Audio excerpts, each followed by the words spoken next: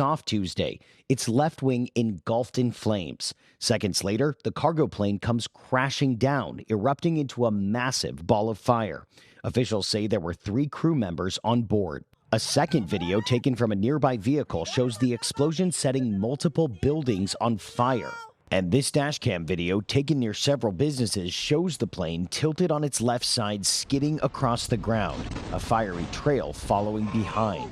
There was an accident on departure. The sheer scale of the devastation was immense as firefighters worked to contain the fast-growing inferno, which ripped through an industrial area south of the airport and grew to the size of a city block. This is an all-hands-on-deck response. Kentucky's governor later confirmed the plane was full of about 38,000 gallons of fuel and smashed into at least 2 businesses, a waste management company and an auto parts store. At least 2 people are unaccounted for, and it's unclear how many were inside the buildings. There was no specifically hazardous cargo on board of the plane that would create an environmental issue for those around the site, but the impact and where it impacted could create those types of situations.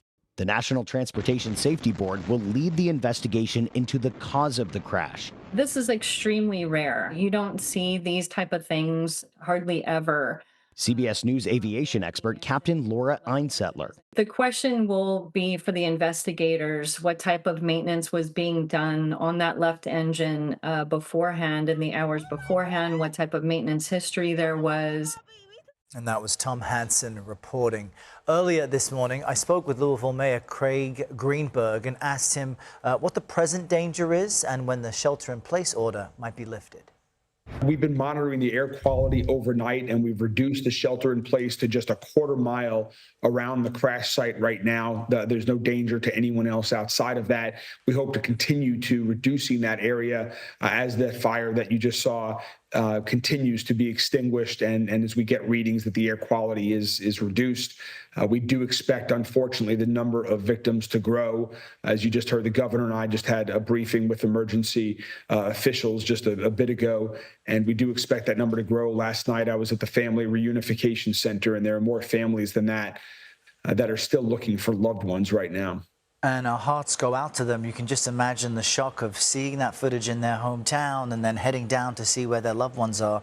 Tell us about meeting some relatives of victims. What are they thinking and feeling at a moment like this? Yeah, this is one of the incredibly difficult things during these times of tragedy is meeting individuals who are looking for information, are fearing the worst.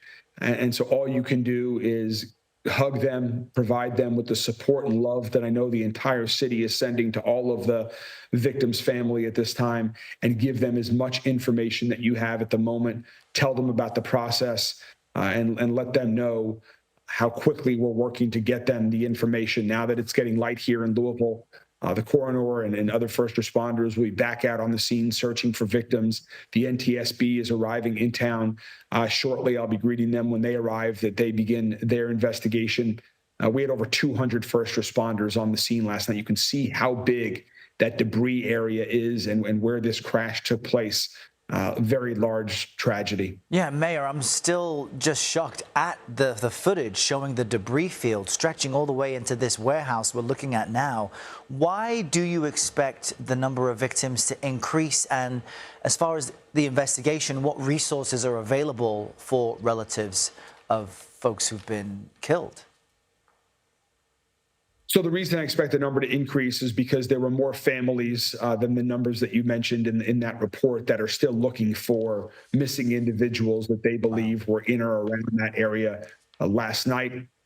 I don't want to draw any conclusions yet, but that is what we expect as they continue the search. We opened it up at our LMP, one of our Louisville Police Department training facilities. We opened up as the Reunification Center. LMPD was there taking information from the families. The Red Cross was there. Our coroner was there. Other first responders were there as well to get as much information and to provide whatever support we could as we wait for information from the field. Yeah, well, Mayor, we share our condolences and wish you and the community there all the best in getting answers to what happened. Thanks for joining us today. Thank you. Today, the Supreme Court will hear arguments on President Trump's sweeping tariff policies. Justices will decide whether the